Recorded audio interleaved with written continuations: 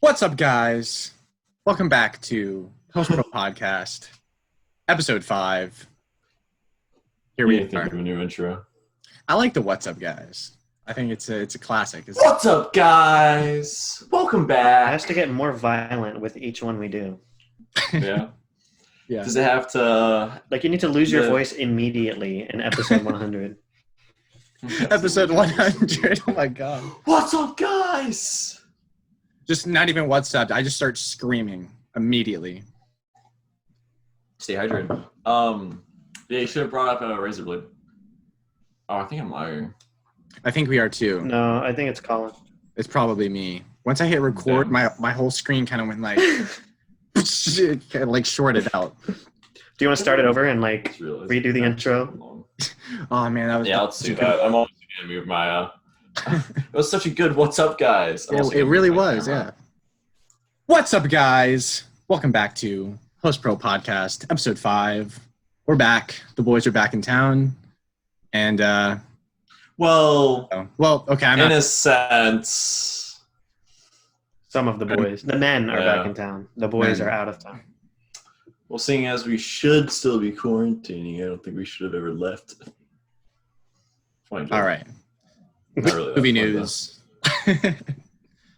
Did you guys hear about Tom Cruise and Elon Musk? Well, yeah, Casey, you sent that, right? though. Movie in space. sir. Movie in Oh my space. god. That I'm gonna go look is at actually that pretty again. awesome. I think it's kind of cool. It doesn't surprise me. Tom Cruise is the craziest actor there is. Yeah. And Elon Musk. He's gonna figure it out. I almost wonder if it'll look worse though than just like CGI space. Mhm.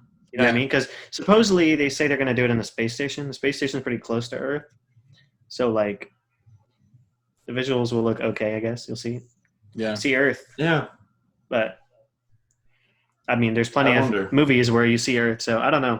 Right. Maybe and it'll be you know, I grounded. wonder how they might just have to do a completely CGI Earth to keep up with continuity, right? You know? Yeah, Because the one sequence you'll be over Africa, the next day you're shooting, you know.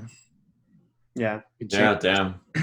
I think you go around the Earth once every 90 minutes or something in the space station. Oh, really? Yeah. Oh, so wow. so it moves pretty quick. I know. Damn. That'll be interesting to see. I mean, like, yeah.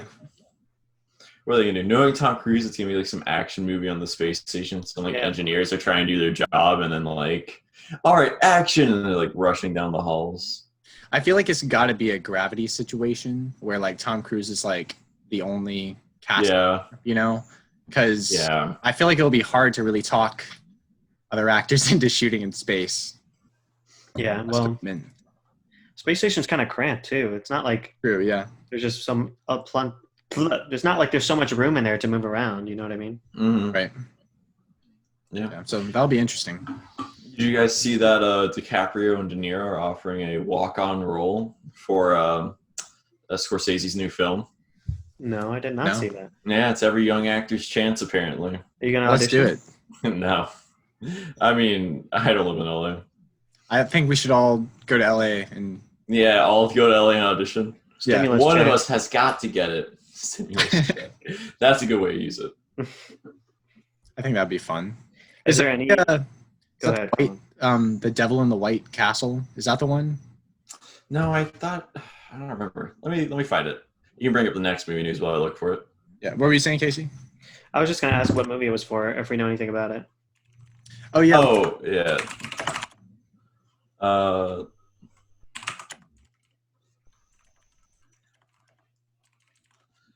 It is for Killers of the Flower Moon, directed by Martin Scorsese. Oh, Yeah. Interesting. I don't even think I've heard of that. I definitely have not. We're almost already. I know that it keeps not getting funded. Like they keep losing funding from all the studios that they're looking for, but like that's what was happening with The Irishman too. So Yeah. we'll see. Yeah, I know he. I don't know if it was Scorsese, but I know that Leonardo DiCaprio was. There was this project called Devil in the White Castle that was supposed to be coming out within the next couple of years, and it was based on the true story of that like serial killer who killed like 200 people in his like a mansion. It was the one with like the trap doors and doors that led to nowhere and Oh yeah. yeah. Oh, wow, that's crazy. Yeah. I heard about that one. Interesting true story. Intriguing, some might say. And speaking of true stories, this is a great segue. You hear that Nick Cage has been cast as Joe Exotic? Yeah, I did see that. I have not watched Tiger King yet, but Neither have I. I have seen all of it.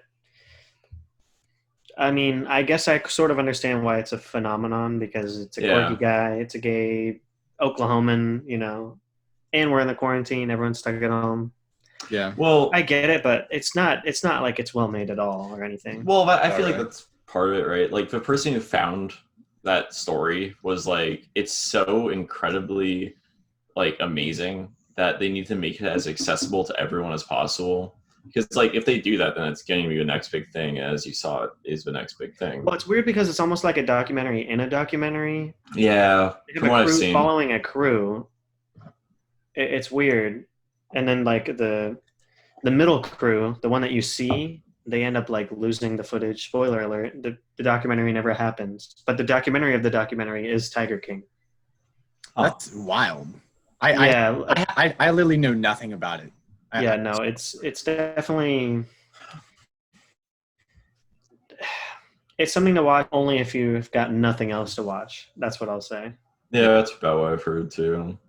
They're extremely forgettable at points. Nick Cage, honestly, I feel like he could do it. Yeah, with hair and makeup, he could do it. I saw a joke that he's the only actor that would have to tone down to play Joe Exotic. Yeah, well, yeah. I love the little like cross between Willem Dafoe and Nick Cage, where Willem Dafoe is just sane in real life but plays insane characters, but Nick Cage is insane in real life and plays insane characters. Yeah. Yeah. And I can only ever picture him when I think of Nick Cage. I only picture him in National Treasure for some reason. That's his like most prominent role in my head. Probably something you saw as a kid a lot, you know. Yeah. That's probably me why like every time I think Nick Cage, I immediately think Sorcerer's Apprentice because that's a good film. God, yeah. That's a good film. I don't know what I think I might think National Treasure as well. You know? Yeah. It's another good one.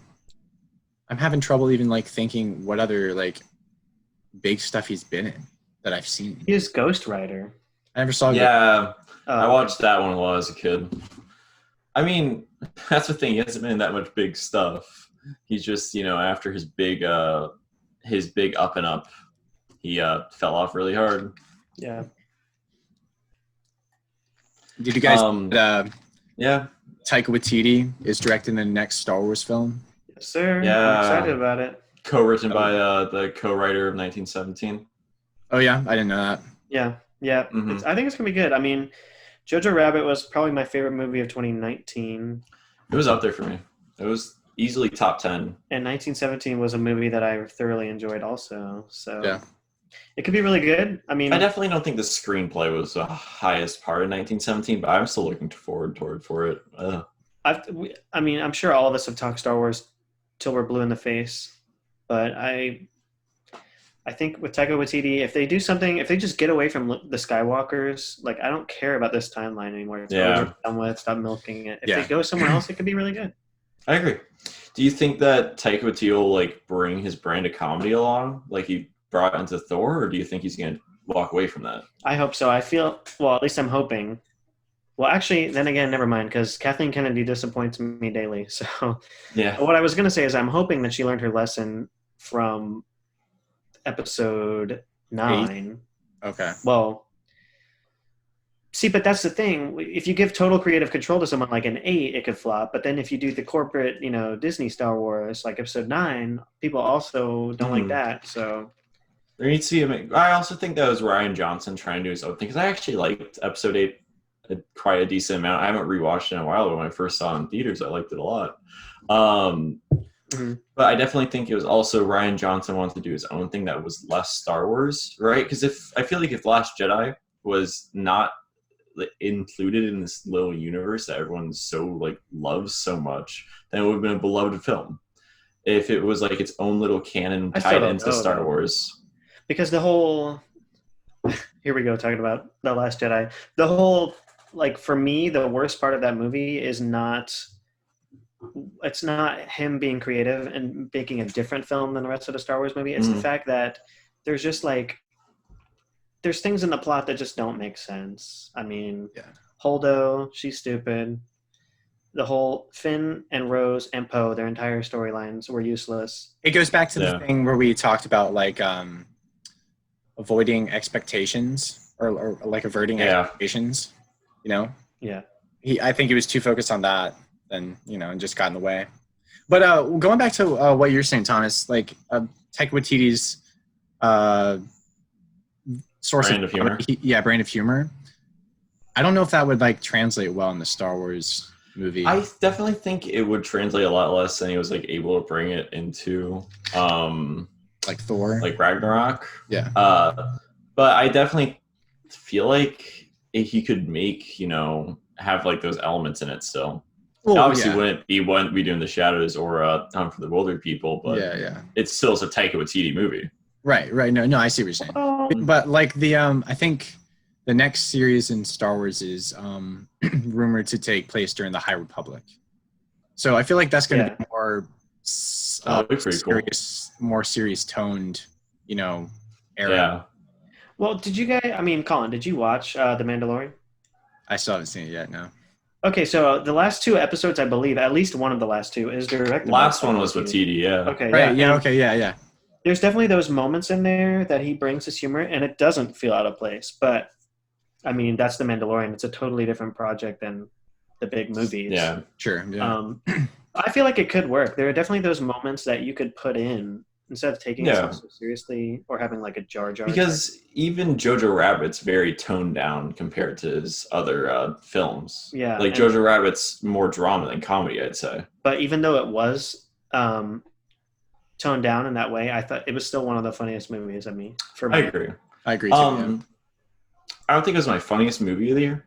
I really actually loved Art of Self-Defense. They killed me the whole time. But I just like how he balanced drama with comedy in that film is masterful. And it was a great piece of cinema. Definitely. All right. Speaking of the Mandalorian, I just want to touch on this real quick. Robert Rodriguez is supposed to be like Wayne Helmer of season 2. Yeah, I did see that. That'll be interesting. Mm-hmm. Yeah, I mean, last thing he did was. A lot of people love that though. Alita Battle Angel in the other room right now. Really? Yeah. You didn't like it, right? I feel like we talked about this, Colin. No, I hated it. I absolutely hated it. Yeah, that's why I thought. It was like perfectly mediocre for me. Damn. Well, there's a lot of people that love that movie. Yeah, it's insane. Mm-hmm. I didn't understand that at all. Every single movie that man makes has its own little fan base. Like, Shark Boy, Lava Girl, Spy Kids, even Sin City. Yeah. Shark Boy and Lava Girl is one of the worst movies ever made. So you guys see that there's a documentary being made about Robert Rodriguez called Inmate Number 1? No. Not. Yeah, so his life story is crazy. He spent 10 years in jail and then showed up to a movie set and the guy was like, "You look scary," and gave him a job on the spot, and then he had a flourishing career from there. Really? Yeah. And that he also only takes roles as if he ever has a role where he's a criminal, he has to die in it because he wants to establish the fact that criminals are bad to young kids. Interesting. Yeah, he's actually a pretty interesting guy. I knew he was an interesting guy because I've seen interviews with him with Tarantino and stuff, but I never did that. Yeah. He spent years in jail and then came out and popped because he was terribly addicted to drugs, did a lot of crime, and now. Wow, I didn't know that. Yeah. Nice. He has a cool story. I'm actually kind of excited for the documentary. Yeah, I saw that Quentin Tarantino documentary that came out last year is on I think it's on it was QT20. What's the name of it? QT8, I think. QT. Oh yeah, because it was the 8 films because it came out before Once Upon a Time in Hollywood. Right. Mm-hmm. Was that good? I never saw it. I just saw that it was on. Oh, I thought you said you had seen it. No. All right, why not move on to what we watched this week? Sounds Talk good. about that really quick. I can start this week. Sure. Last. Go ahead. So this was a kind of slower week for me. I think I only got 5 and oh wow, I said I'd start, but then I just messed up. Yeah, so I started with Death Stalin, which I don't know if you guys have watched it or heard of it. I really wanted to see it. I Yeah. never see it. I haven't seen it, but Well, it's on Netflix. Oh, is it really? Yeah. It's good. I think there's a lot of pretty glaring issues with it, but its humor is actually really good. There were a lot of times where it made me laugh quite a bit, and I mean, Steve Buscemi is really great. All the actors in it do a really good job at playing crazy dudes during Stalin's death. So that's technically not a spoiler, it's the title of the movie. Stalin died? No. Yeah, dude, Stalin dies in the movie. he's What? actually reincarnated as Putin. Yeah. I mean, it's kind of funny, though, because none of them talk with, like, a Russian accent or anything. They're like, Steve Buscemi has his normal, like, it's like a American accent, right? Where's he from? He's American. Well, yeah, but, like, I don't know if it's, like, a specific I think American he's from accent. New York or something like that. That makes sense. Yeah, but, like, Steve Buscemi talks with his normal accent. One of the guys in there is, like, from England. Like, none of them are Russian. No one in the movie talks with a Russian accent. That's funny. I kind of like that, though. It was fine. For whatever reason, it bothered me at the beginning, but it was fine. Then I finally watched The Thing, which, it's a good movie. I still haven't seen it. Yeah, have you seen it, Casey? Nope. Damn. Well, it really is that good. I think it's almost a perfect horror movie besides, and like there are dialogue. Besides the dialogue. Did you read my review? I did, yeah. Yeah. God damn, I'm so bad with names. Don't say it. John Carpenter, right? Where he has like this specific brand of dialogue, which is just so 80s because that man is 80s incarnate. Like everything about his films are just like in your face, like, look at this cool dude doing action. Like, have you seen Big Trouble in Little China? I think only John Carpenter film I've seen is the original Halloween. Really? Dude, Big Trouble in Little China, that's my favorite by him. My brother loves That's so good. It's so much fun. I really want to see They Live. So do I. That's one that I've missed. I've seen The Thing, Big Trouble in Little China, Escape from New York, and The Halloween. It's been a while on Halloween, though. What did you think, like the first time you saw Halloween? It's been years. I liked it, though. I really didn't like it. Yeah, you watched it recently, too, so it's more in your mind. Yeah, just 2018 before the new one came out. Yeah. So, yeah. So, I mean, that was really good. Literally one of the only problems with it was, like, his dialogue, where it really works for films like Escape from New York or Big Trouble in Little China, where it's cheesy because the movie's cheesy, too. Right. But it just doesn't work here because it's trying to be a lot more serious. But, like, I'm sure you guys know, too, but the practical effects in The Thing are literally mind-blowing. Amazing. They are so good. It's something else. I actually watched like 3 horror movies in a row because I followed that up with a movie called The Invitation. The Invitation. Yeah. I'm stupid. I don't know. Have you guys heard of it? I've heard of it. I have not heard of it. I thought it was pretty bad. Like it's well received. Yeah, I thought it was really bad. Yeah. Hey, you got another hot take, Thomas. I have some. I should have just thought about it. Yeah, I mean, you picked up a really bad movie on Criterion the other day, so. Hey. No, it's incredible. Absolutely incredible. I agree to disagree. But I picked up a pretty good collection of movies the other day. Something. Nice. Casual movies, pretty underground. No one really talks about them. Indie film. It was actually the first one was on TV the other day. I watched. Really? Yeah. Yeah, nice. I still haven't seen the second and third one though. I've never seen any of them all the way through. Yeah. But you've seen parts of them then? Yeah, I've seen parts of the first and fewer parts of the second. I don't know anything about the third. The first one. I've heard it's bad. Yeah, I heard it's not near as good as the other two, but the first one I actually saw in theaters. The first time I saw it in theaters. That was actually really awesome. So I don't like stopping movies, but when I actually had to stop halfway through because I was going to bed. But I mean, like, Ooh. I know. I might restart it because it's actually it's that good. But Yeah. like, there's virtually no problems with it so far. Like, it's pretty much a perfect movie. It's pretty insane. I'd like to watch them sometime. Yeah, I mean, I have the whole collection now. Yeah. Yeah. So The Imitation, I thought was actually pretty bad. I thought the dialogue was awful. A lot of the acting just was retarded, just in general. Like, there were so many like random plot holes where it was just like, okay, how doesn't this character hear them? Or just, and like a lot of that. God, what was I gonna say next? I don't know. Just the writing just didn't work for me. And then, I mean, okay, but one of the things about it actually looked really nice. And the director obviously knew what she was doing. Like, she really stages and blocks all of her set pieces well and all her actors well. But just by the time they got any like sense of interesting, it lost me. It was really disappointing. Yeah. But then I followed that up with probably my favorite horror movie now, Begotten. Mm-hmm. So I know Casey or not Casey, Colony for this, but have you heard of it, Casey? No. So it's a Begotten. Yeah, Begotten. It's free on YouTube, Begotten.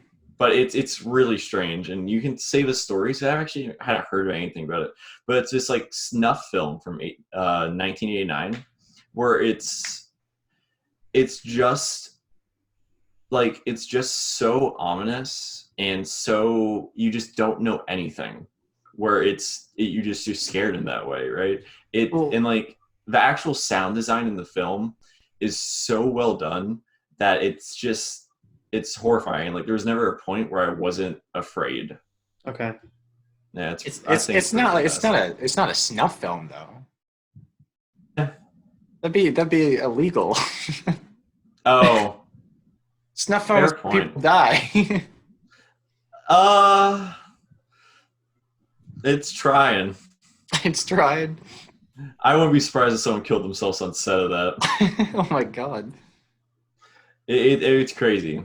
I mean, like, it opens up with, and this is like, if you watch it without knowing this, it's possible too, but it's even kind of scarier if you watch it knowing it. It opens up with an image of God stabbing himself, but it's like, it's not actually God. It's like, it's imagery of God. So it's not like a figure that you look at as like, that's my God. Well, yeah, I know what you mean. I just took the record for how many times I can say God in 4 sentences. Because I know it's basic like premise. I don't even know how to really like describe it, but I know it's like religious allegory in a sense, in a twisted, dark sense. It's pretty crazy. I mean, like, it's something else. It's the fear of the unknown which creates true primal fear. And I mean, it's pretty amazing. And then I followed that up with Sweeney Todd today, but we'll talk about that later. Nice. Yeah. I'll go next since I didn't have many at all. So since last episode, I watched Snowpiercer, which was one of my suggestions. Colin, I know you don't really like this movie at all, but I enjoyed it. I thought it was enjoyable. For being literally in one location, like you're stuck on a train. That's just the nature of the plot. I thought it was visually, it wasn't too bad. I thought the story was interesting. They did some cool stuff with, the light going out in the tunnel. It was fun. It was a fun little action movie for me. I mean, production-wise, especially like the interiors and all of the train and stuff, and the like social commentary it has in the structure of the actual train, I thought it's pretty clever, and the premise is pretty awesome. I remember when it came out, I was like, ooh, that sounds like right up my alleyway back when I was into like, hard sci-fi and stuff. Yeah. But when I actually got around to watching the movie, I just found it kind of boring, honestly. Like, it definitely has its moments, but there were so many moments that took me out of it just because of how silly they are. Sure. It's this serious movie, which That's definitely has some comic relief and stuff, but there were so many instances where I was just like, come on.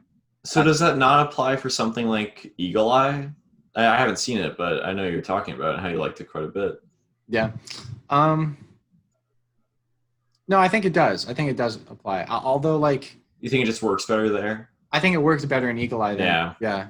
Because it fits that tone. Right. I haven't seen Snowpiercer, but I will say that like the trailers for the TV show I've seen so far look really good. Quite excited. saw- about yeah. that.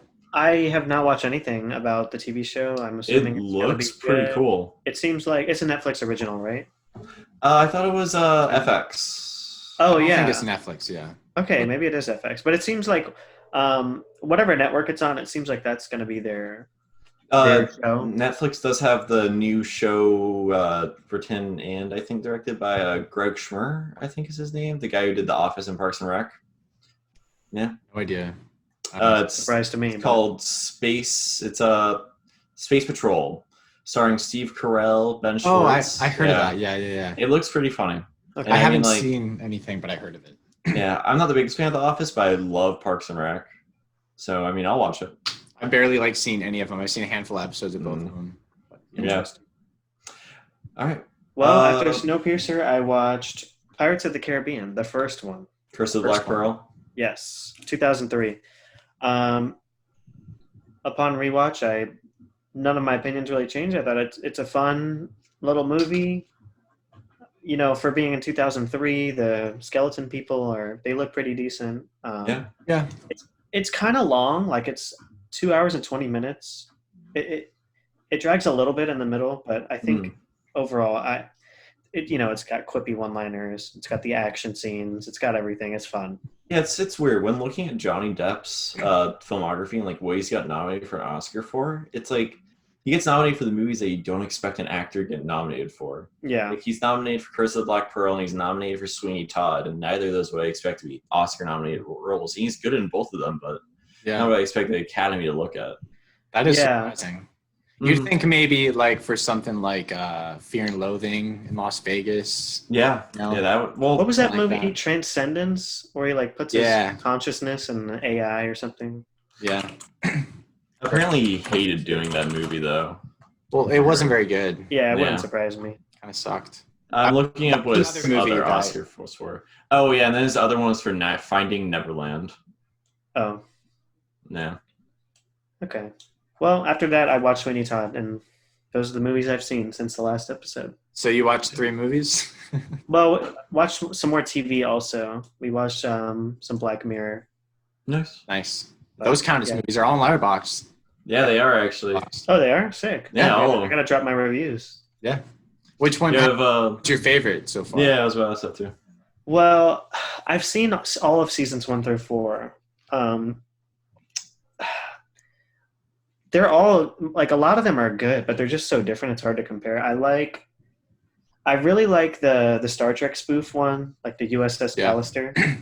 That's one of the ones I watch, and I like that one a lot. And also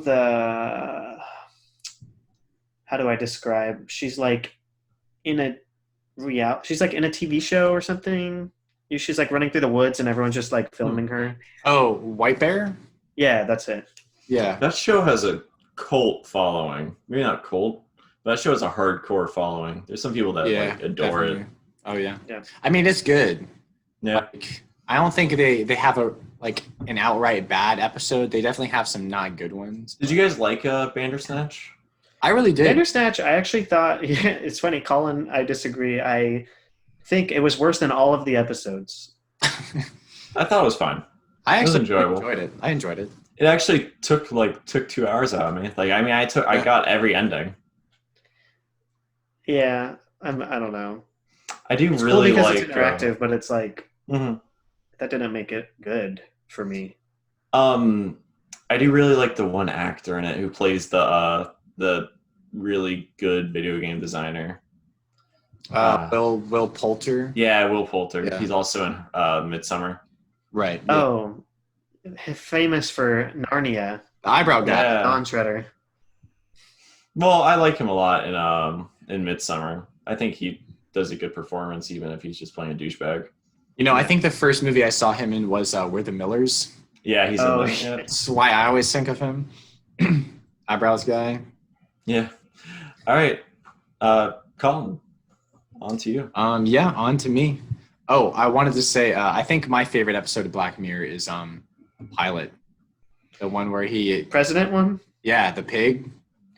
I thought it was Oh, I've heard of interesting. that one. It's not my favorite, but That one, I think maybe it was just because the first one I saw, and it's like it started off with such a bang. I was like, yeah, oh, it definitely sets the good. tone for what Yeah. the series is going to be. If you right, don't know, once you watch that first episode, you pretty much know.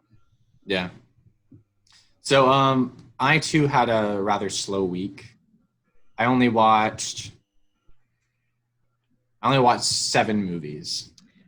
Only watch 7, only one per day. Wow, that's so slow. Well, we had a bit of a longer hiatus. Yeah, I know. Fair Yeah. enough. We're gonna have.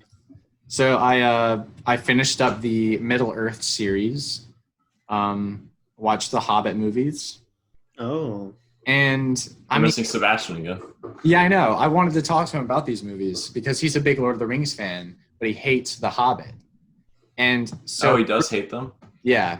yeah. So we briefly talked about like my feelings on Lord of the Rings films, and I'll definitely say that the Lord of the Rings films are better than the Hobbits, Mm. like in a general sense. But for me, they felt pretty much the same. You know? Really? Yeah, I felt like they were all the same. I feel like they're way slower. I feel like they are. there's like nothing happening. It's not that they're slower. It's that they're too long. Okay, You know, like they're shorter than all the Lord of the Rings films, but they're still long. They feel long Yeah, because it's just one book stretched into 3 movies. and it's a book that's like 100 pages. Exactly. Really? I could see them making it, Yeah. maybe making it into like 2 movies, but 3 was definitely a stretch. Yeah. Yeah, the third short one is book. basically just the battle, right? Yeah, it's like an hour long. Oh my god. Yeah, no, that's too stretched out. That's crazy. Yeah, but like, I mean, I feel like the feel and like tone and everything's pretty consistent. The things I didn't like or the things I liked more about the Lord of the Rings over the Hobbit were definitely like the special effects, because in these new ones they definitely use CGI more. Yeah. It became rather reliant at times. Like all the orcs in the Lord of the Rings films are actual like prosthetics and makeup on actors, and all of them here are just CGI. You've seen the videos of Benedict Cumberbatch like acting as the dragon while doing while in the capture suit, the mocap suit. It's so funny. Like that's why like he and Andy Serkis and other people who do motion capture, I don't know how they do it, because if that were me in the middle of a set covered in like ping pong balls with a green screen behind me, a bunch of people looking at me, there's no way. You just gotta go for it. There's no way. Just go for it. Yeah. Crazy. But I mean, half the actors in Avengers wear that stuff. Mm-hmm. Yeah, exactly. Yeah. But I feel like it's different when Mark Ruffalo's doing Hulk, because he's like a humanoid. Sure. That's to an extent. Whereas like Benedict Cumberbatch is like walking on all fours, growling and stuff. And then like Andy Serkis when he did Planet of the Apes. The Apes, he's jumping around chimpanzee and stuff. But I mean, they're great actors. So Sure. Yeah. it's what they do. I actually really like Andy Serkis too. He's directing Venom, Absolute Venom? Carnage. No, that would have been the good name. What's the actual name? Wait, is there an actual name for it? I thought it was just Venom 2. Yeah, no, there's a name out. I think it's Let There Be Carnage, which is a pretty bad name. Venom 2. Yeah, it's Let There Be Carnage, which is a pretty bad name. Venom 2 colon Let There Be Carnage? Or Yes. just okay. Venom 2 colon Let There Be Carnage. Yeah, at least they didn't mess up the grammar too. No, it sucks because there's actually there's a Venom comic called Absolute Carnage, which is supposed to be like one of the more acclaimed comics in that series. And that's actually a really good name too. And then they take Let There Be Carnage. That just sounds silly. Yeah, no, it sounds really silly. Yeah. I can't wait for Woody Harrelson as Carnage though. What's the Cletus Cassidy? That's gonna be so funny. It's I feel like he's gonna have a lot of fun with that role. Yeah, I feel like it's gonna be really bad, but he's gonna have a blast. Oh yeah, like have you guys if there's a video out there of Woody Harrelson figuring out that Liam Hemsworth is Chris Hemsworth's brother. I've seen it. Yeah, that's so funny. Oh my god, just that realization. Yeah, It's pretty good. Did you guys see Venom? Yeah, No. I thought it was bad. I thought it No, was really I bad. refuse to see it. Yeah, it was honestly one of the worst movies of 2018, in my opinion. I walked out of it like, oh my god, that was bad. And all my friends were like, wow, that was actually pretty good. And I was just, Yeah, I know. Like so many, it's kind of like Alita. You know, it's also like Sonic. yeah. I mean, Sonic was the worst offender of that. No, I don't know if anyone that I know watched Sonic and liked it. No, all of my I have a different Sebastian group of liked it. friends. Well, a lot of my friends were walking out of it like Seriously? that was amazing. Well, my friends don't watch movies and they like only like things for like kind of jokey efforts. No, too. I mean seriously, that Sebastian liked Sonic. Oh, Sebastian liked it a lot. yeah. Lots of people loved it. I mean, even Yeah. my roommate liked it, and he hated Venom. I saw Venom and Alita with him, and he hated both of them. But he liked Sonic, so I mean, Sonic has points. I'd agree that I like Sonic better than Venom at least.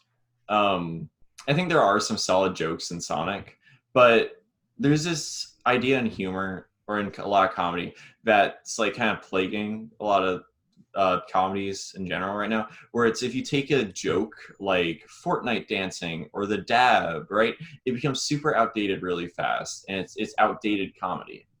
Right? yeah, no, definitely. And so when Sonic flosses 2 times in the movie, that's outdated comedy, and it's going to become dry.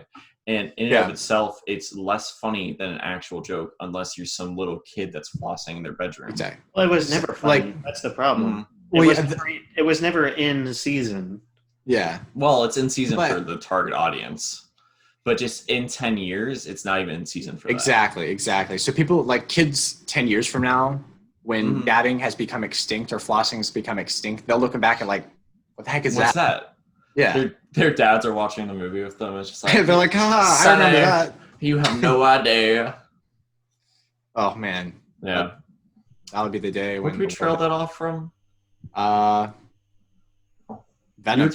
Venom. Yeah, But Venom. Trail to Venom from Motion capture, Andy Serkis. motion capture. Andy Serkis. Yeah. Andy Serkis directing Venom 2. Yeah, because we were talking. Venom 2 having its name Woody Harrelson. Woody Harrelson realizing Chris Hemsworth is Liam Hemsworth's brother. Yes, you got it.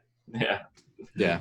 So one last thing I wanted to say about the Hobbit movies was I liked Martin Freeman as the lead in the Hobbit movies more than I More than- did Elijah Wood in the Lord of the Ring films. Yeah, Elijah Wood's fine.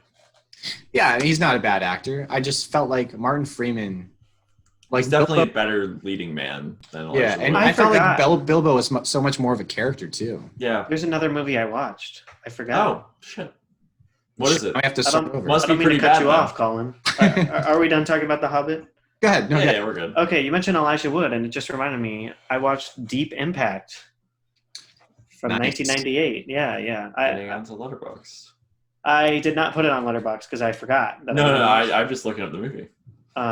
That's actually a movie I started like back in high school sometime, and after the opening sequence, I just turned it off. yeah, Damn. it's It has would Robert not- Duvall. yes, it does. I would not say that it's necessarily good. Is it fun? Some scenes are fun. Did that come out the same year as Armageddon? It was 1998, so I don't know when Armageddon came out. We can look that up. I feel like that could have been Armageddon because I feel like that was one of like the sort of the same movies. It that was. came, yeah, Same okay. year. Oh, great! Yeah, I know they are very similar. You know, Jon Favreau is in Deep Impact. Really? Yep, he's one of the guys on the spaceship. He dies pretty quickly, but he's in there. Huh. Morgan Freeman like the main character in that? He's the president. He's not the main President. character. Yeah. Okay. So The main character is Elijah Wood, which is why it reminded me. All I knew Morgan Freeman in Deep Impact. Yeah, no, he's the president. There's Okay. there's 2 storylines going on. There's Elijah Wood and his family and his girlfriend, and they get selected for the lottery or whatever to stay in the cave to survive the impact. And then there's also Robert Duvall and the crew trying to go to the comet to blow it up so it doesn't hit the Earth. Mm. So that's kind of what you see. Again, I thought it was okay, not even really average. Yeah, I mean, you forgot about when you were talking about the movies you watched Yeah, this week. that should tell Yeah. you exactly. And Yeah. That's Telltale sign. All right. So following The Hobbit, what else? So yeah. So pretty much when it comes to Lord of the Rings and Hobbit, I think they're kind of all the same. They like both series have things that I like more, and both series have things I don't like as much. I will say one consistent thing that I didn't like about the entire series was just how many like ridiculous things happen. Like there's a ton of conveniences and plot points and scenarios, and as well as like there's a lot of like how in the world would they survive that, and that after a while that kind of bothers me. I mean, it's high fantasy, but yeah, I haven't seen the films, but like how in the world do they survive the giant demon monster? What's the thing called again? Balrog. Yeah, Balrog. Yeah, how the hell do you survive that? You have Gandalf. Yeah, Gandalf. That's fair. That was not one of the scenes. Like, so that thing is so menacing. That's you gotta say it's a different.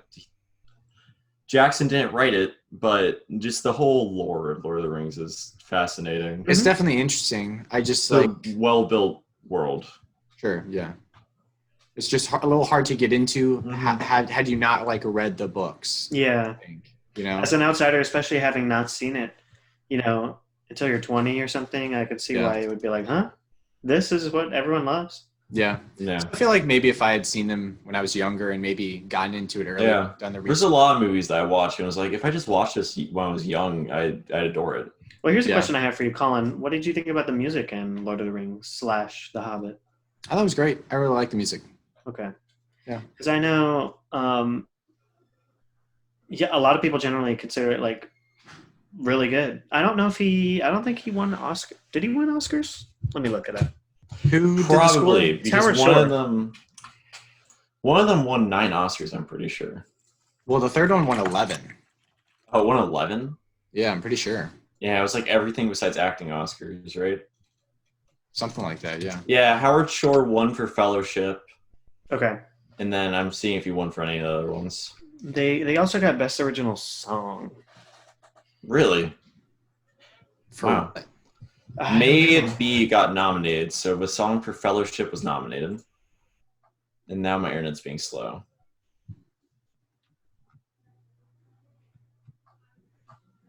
So they also looked into James Horner for the score, but they chose Howard Shore.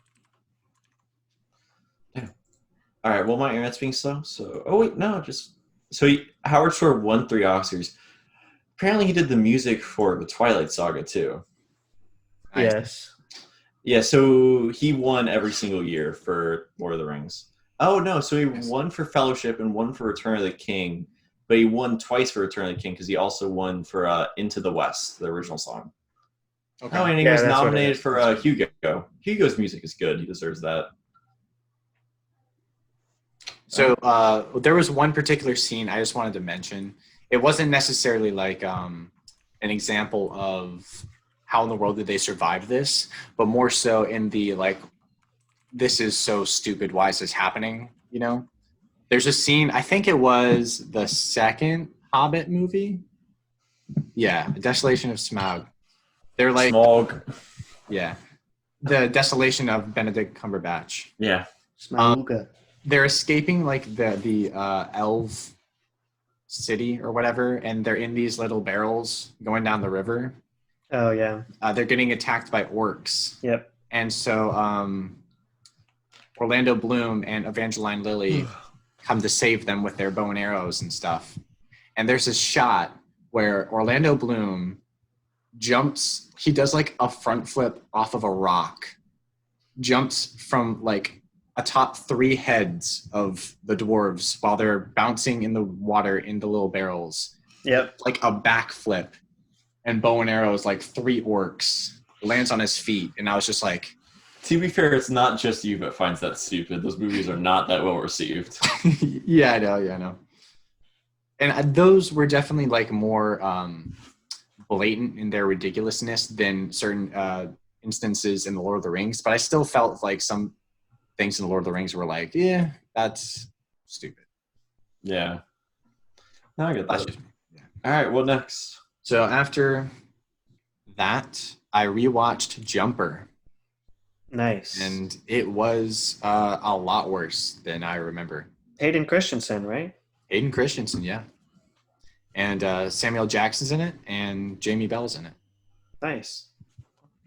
I like the concepts and premise of Jumper, but the movie is only like 80 minutes, and there's so much like setup and world building that you're like, oh, this could really go somewhere, but it never goes anywhere.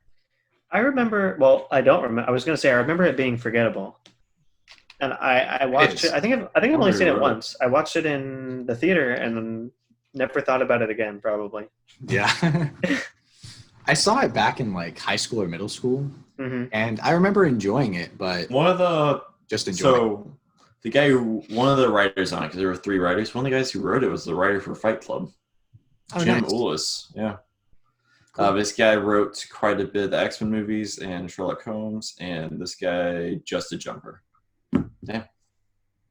Yeah, I mean, I don't want to say it's like bad, but it was just the script was horrible. You know, with dialogue and just story, it really doesn't go anywhere. It focuses too much on the cliched romance in the midst of it and action sequences, and then by the end, like so many questions aren't answered that they brought up, and they were originally going to do a sequel, but because it didn't do so well, they never did the sequel. Yeah. So I think they would have explored more of like the lore in the sequel, but they never did. So I mean, you just got to look at it as like a standalone movie, and it So did its job.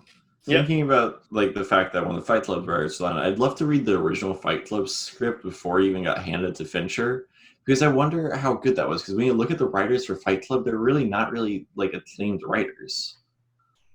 It's interesting, but Fight Club is a really acclaimed movie. Yeah. I don't know. You know, Yeah. you never know what happens. There could have been like more studio interference for Jumper too. You know what I mean? Yeah, that too. So yeah, I don't know. You never know what happens with that. Interesting. But after I rewatched Jumper, I rewatched the 2005 Peter Jackson King Kong. I figured, you know, I just watched all the Hobbit movies. Why not continue with a... Little Jackson bitch. Yeah, exactly. And I actually really like King Kong. I like it more than the Lord of the Rings and Hobbit movies. Huh. I haven't seen it. It's good. Them's fighting words, Colin. Not for me, but Yeah, for someone like Sebastian. everyone else.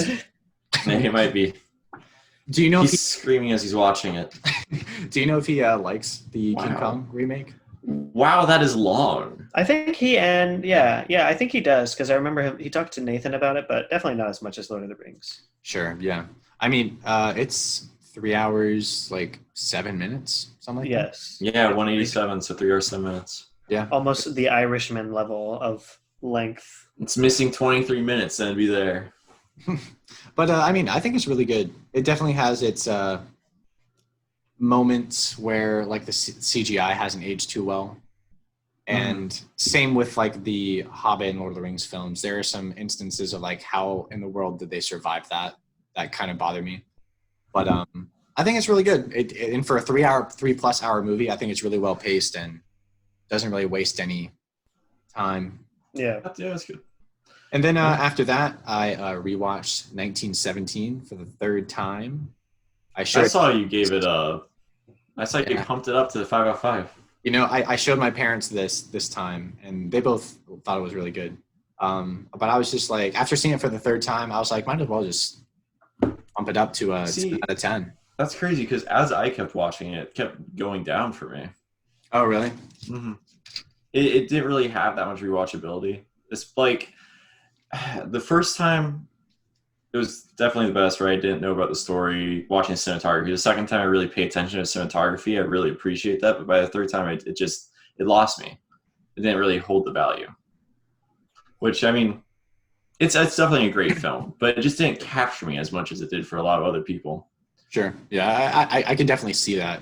But for me, it still hit all the good beats. I still found it really intense and really suspenseful. I still find the ending really heartfelt and emotional.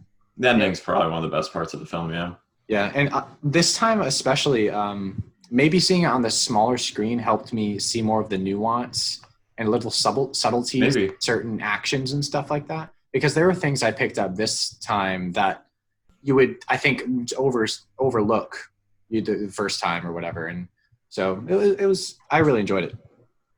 Yeah, no, it's a great film. Yeah. Still my number 2. It's still behind Parasite. So Yeah.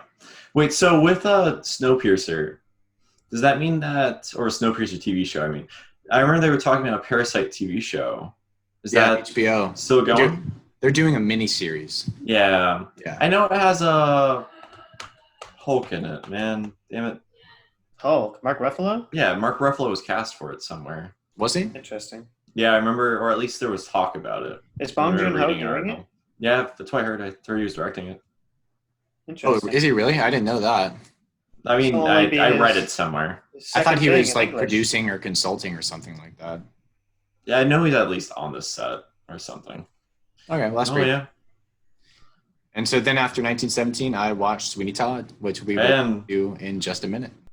And we're back. Pretty Woman, that's the time of me. No? Wrong That's song? wrong. The wrong Pretty Woman? It's Pretty Wrong, Women. Pretty Woman. Mmm. You got you All there. right. Sweeney Todd. Yeah. Casey, let's get your thoughts first, since you were the one who suggested this one. So it's been a while since I've seen the movie, but watched it today, and I still think it's pretty strong. I ended up giving it a 3.5 out of 5. Nice. I think what carries the film is the stereotypical like Tim Burton style, Yeah. the dark but almost a little bit schlocky kind of tone. Granted, there was a lot of gore, but honestly, it seemed a little cartoony, the gore, which is kind of what I liked about it. And of course, also the music. The music is... It's actually pretty phenomenal. I think some of the lyrics are not amazing, especially at the start, where it feels a lot of lyrics feel very repeat stuff kind of vibe, Yeah. you know. Sure. And that got annoying for a while, but that kind of lessened this film going on too. I think that's partially because of the fact that it's a stage play and there's more music in the play than there is in the movie. Yeah, like lyrics in a song are inherently hard to understand than just purely dialogue, so you have to make sure your audience gets it. Yeah, Right. I do actually agree with you because I put on subtitles about 10 minutes into the movie. I was like, half the time Yeah, I don't so really did I. understand what So Helena Bonham Carter is even saying. Mm. But I just like the whole something about the way either the mix was, maybe the music was a little bit stronger in the mix, or maybe just the orchestra was, but it just felt. Oh yeah, It felt like Oh, yeah. the Horns compositions was great. themselves were amazing yeah. for sure. I can agree with that. Yeah, I And- felt that the orchestra was really strong. I mean, Oh, yeah. it was really powerful. I was like, ooh, like right when it started. It's such an interesting idea for a musical too. Oh, Like- That's what I was about to say. Like, Oh. just the contrast between Yeah. your typical thought of a musical and how this plays out. You know. So I wanted to say this, right? There's a scene where when he first meets the woman, I forget her name already, where he Mrs. goes, Lovett? yeah, where he goes, it's Todd now, Sweeney Todd, and he says something else. But in that moment, I was so ready for him to go, it's Todd now, Sweeney Todd, the Demon Butcher or Demon Barber on Butcher Street. Yeah, that would have been a bit much. Yeah, that would have been really funny though.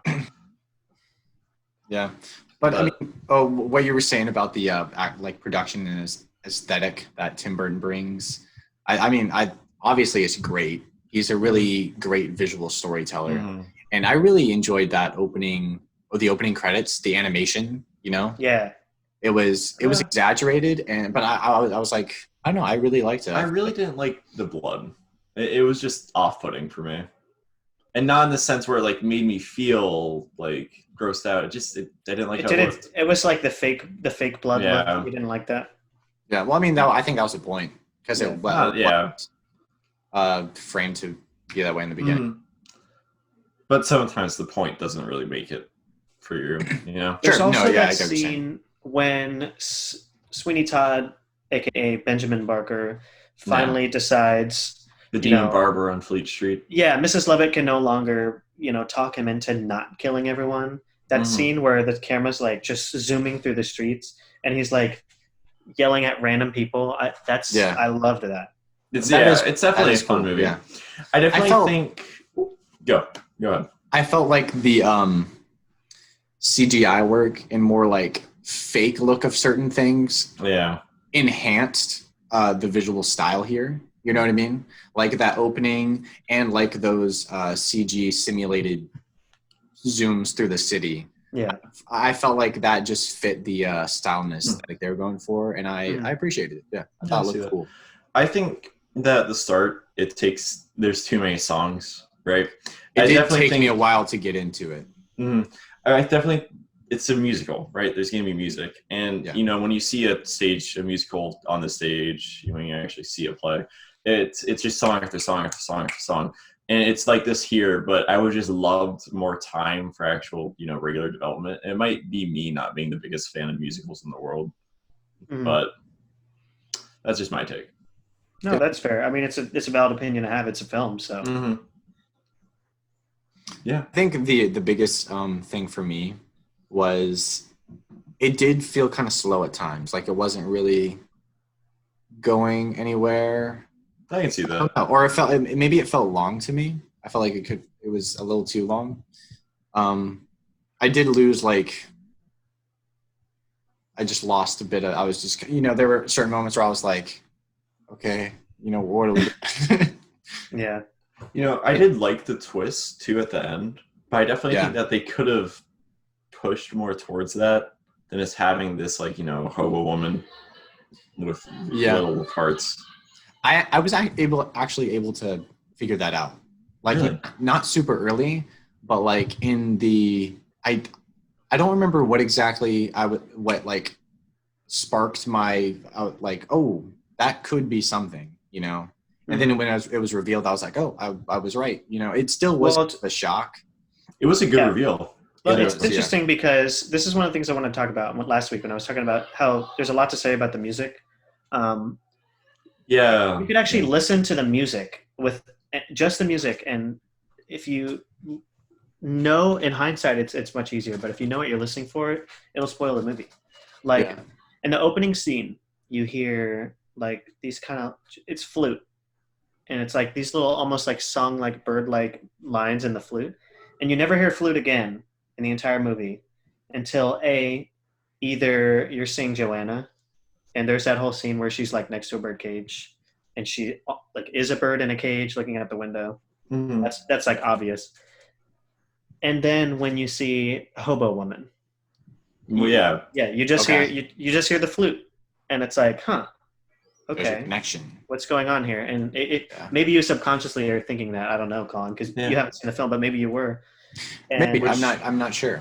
That's actually incredibly impressive compositions too. That's really cool. Yeah, using music as a storytelling device. There's also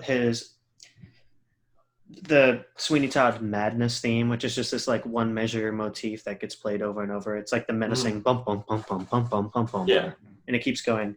And it throughout the movie, you see him in the opening on the ship coming into the town, and it's playing pretty loud because he's pissed. He's like, London sucks. I'm coming to kill these mofos. Then he meets Mrs. Lovett, and it kind of slows down. She's telling him, don't be crazy. Don't kill everyone. Just wait. And so you don't hear it for a while. And then when you do hear it, when he gets mad in the one scene and then she talks him down, you hear that madness theme, but it's in the celeste, a very pretty instrument. The Nutcracker Suite, dun, dun, dun, dun, dun, dun, that instrument. You hear it in that, and it's super. You understand? It's he's not going to go crazy here because it's such a delicate instrument. Then when he actually does go crazy, it's loud, and you hear it in the tubas and the low brass, and it's okay, he's going to lose it. And then he dies, and then cue the scene where he's like, I'm going to kill you, and I'm going to kill you, and I'm going to kill you. That scene's actually really, really good. It was cool. There's a lot of parts of the movie where it was just really just enjoyable. Mm-hmm. Oh, yeah. It was funny at the same time, not fun, Yeah, definitely because not fun. Yeah, very dark. that was one of the things. I felt like this was almost that's what I was talking about earlier when I was saying it felt almost anti-musical. And the ending, I was like, ooh. And it ends, and I was like, dang. That is I of an ending. it was But a strange I liked ending. it. I really liked the ending. Well, I don't like how we just don't go back to so terrible with names. You literally just said it 5 minutes ago too. How we don't go back to the daughter, right? They don't like wrap up her arc. That was They one just thing too. I was leave her. wondering what happened to Anthony and Joanna. I was like, I oh, did like him talking about how, oh, no one will recognize you, and then he opens the box and doesn't recognize her. right, yeah. I wish, Which was I almost wish he would have killed her. You know, I feel like that would have been a really fulfilling arc. Yeah. Well, I mean, he ended up killing his wife. Well, he was going to kill her, yeah. And then an even worse consequence happens. Yeah. Yeah. So, I mean, like, Yeah. had he killed both of them, then, ugh, Yeah. you know, that may have been overload. And then maybe Anthony kills Sweeney Todd. Yeah, maybe. He'd be mad. Maybe. But I really enjoyed the ending. And I think I was like trying to pay more attention to the music, knowing it was a musical. Mhm. And maybe that is, maybe, subconsciously I was able to pick up on that. But, I don't know. I'm definitely not as like music oriented as you guys. So, Yeah, I mean, it slipped me quite often though. I listen to much different kind of music and try and play it too, though. I only listen to classical, orchestral, and musicals. Yeah, nice.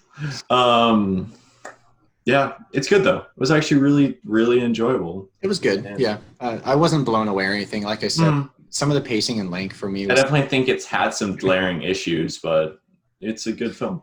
and like you said about certain wrap-ups at the ending, I was left wanting a bit more. That was another thing. I wish there had been a bit more to Alan Rickman's villain. He was good in it. He was really good. All the time he was on screen was quite nice. Yeah. However, I wish there was a bit more to just like how evil he was. Maybe back to his past, Johnny Depp's character's past. Because, you get that one flashback scene and Alan Rickman's like, put him in jail. And that's it, Yeah. I think I would have liked a bit more backstory in that. Yeah, understand why he's doing it. The only other thing you get is him sentencing the kid to death. And that's the only thing. Yeah, you just know he's bad. And then he like talks about how everyone needs a hanging son for some reason. Yeah. And of course he's like, he wants to marry like a 15-year-old or whatever. Yeah, but he took it as his own. Yeah. But can we talk about Sacha Baron Cohen? He was my favorite part of this movie. Sacha. He was the fake Italian dude. He was your favorite part of the movie for the He was first my 20 favorite minutes? part of the movie. He was hilarious. He was pretty Loved fun. Yeah, he's gone pretty fast though. Yeah. Yeah, he was fine. I didn't think that blew me away, but that was my favorite part of the movie. Casey, what do you think? Sorry, my Zoom totally just froze for like 30 seconds. Okay. Sacha Baron Cohen was my favorite movie. Corelli's Miracle Elixir is a great scene. I like that a lot. It wasn't a bump. It was so over the top. I loved it. Yeah, it's just rolling so many R's. Yeah. It was good. I liked him a lot, and he's a decent singer. I mean, I think. I was impressed by everyone singing in the movie. I was really, because I've seen the movie before, so it's not like I was surprised, but it's hard to believe the way that he speaks that Johnny Depp could sing, carry a tune. Yeah. So it's funny to watch him. I'm sure there is plenty of engineering to his voice in the show. Sure, yeah, you can tell. But he does a serviceable job. No, definitely, yeah. But like you said, you can hear his real voice in his singing, and it is a little odd. Same thing with Alan Rickman to an extent. I don't know. Didn't expect I didn't notice it as much with Alan Rickman, but definitely in Sweeney Todd, and even the one scene where Peter Pettigrew from Harry Potter, I don't know the actor's name, but Alan Rickman's sidekick, where he starts singing. That's really weird. It's just they really took a risk by getting these actors who maybe like Johnny Depp, who maybe can't sing at all, and just let's go with it. Johnny Depp fits though. Yeah, just that character. Yeah, good movie. And of course, the pairing with Helena Bonham Carter, that's a staple in it, Got to put the sure. wife in a movie. Yeah. All right. Yeah, so verdict, we liked it. I think in retrospect, I'd give it the same score as Colin, 3 out of 5. Yeah, It's close to your 3.5. I think there's some glaring issues, but overall, it's a pretty it's good enjoyable. movie. Yeah. Mhm. Yeah. All right, so finishing off, Colin, it'd be your pick now. Yeah. So Sebastian I'm excited wasn't about this. but so after seeing Inherent Vice, was that Yeah. last week or before? It made me think of this movie I had seen before, Under the Silver Lake. Okay. I've been meaning to watch it for a while. Yeah, Right and there. I really want to revisit it because that movie absolutely blew me away the first time I saw it. Okay. And Yeah. it is wild. It is wild. I think this will be a really interesting thing to discuss because there's a lot of different interpretations. There's a lot to dissect. It's just weird. It's just weird, but I really enjoyed it. I'm excited for that one. That one's when it was coming out. I was like watching the trailers quite often, but I just never Yeah. caught it, you know? Well, the thing with that movie is the distribution was handled terribly. Mm. It was supposed to come out in theaters like November of 2018.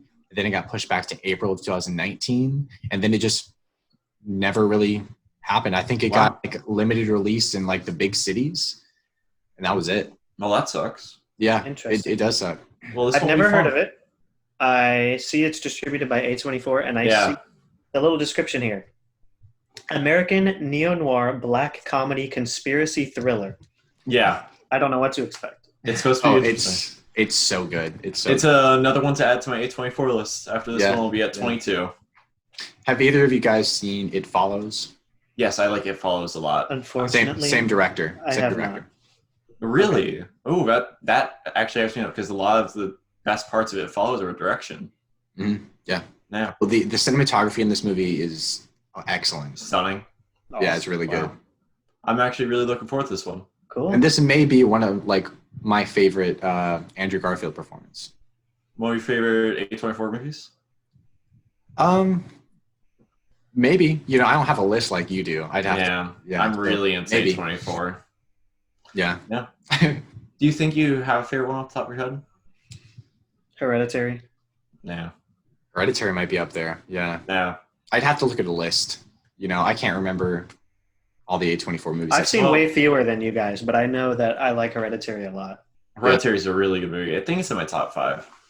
I know my top 2 are both 5 stars, but I think after that it goes 4.5 below. Maybe that's something we can talk about next week. I'll have to Yeah.